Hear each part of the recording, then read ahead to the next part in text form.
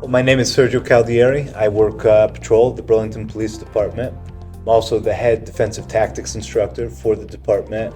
Typical police officer, when it comes to using force, has a compulsory number of hours that they hit at the police academy.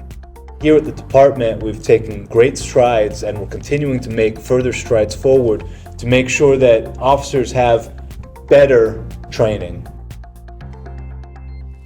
Traditional defensive tactics training for police officers is outdated, it's unrealistic. There are techniques that are inconsistent with the way that we want to police as a modern police profession.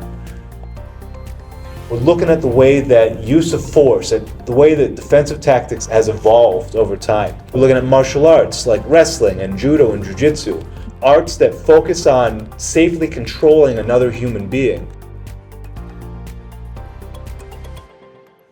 The components of our Brazilian Ji Jitsu training focus on throws and takedowns. Brazilian Ji Jitsu focuses on bodily control. It focuses on my ability to take your body and to control it in a way that's safe for me, that's safe for you, and is not going to cause harm to anyone else around.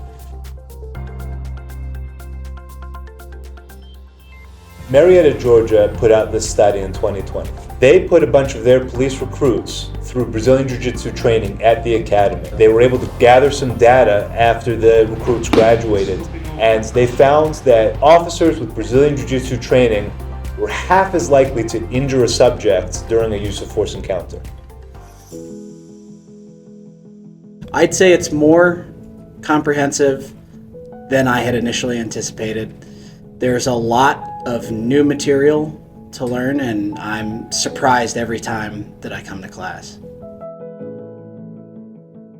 As officers who receive the training can remain more calm on scene, be able to assess a suspect, have a game plan before entering without having to worry about whether or not they could control the situation.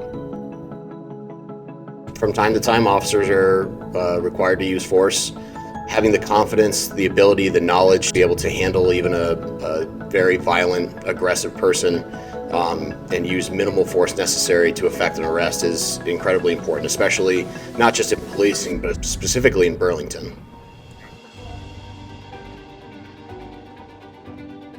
The Jiu-Jitsu training and the defensive tactics training, they benefit the department, they benefit the community simply because they create an officer who is better trained, is more competent in their skills, is more confident in their ability to take those skills and to use them in the field, and to do so with as little risk of injury as possible. It creates an officer who's adaptable in the use of force situation.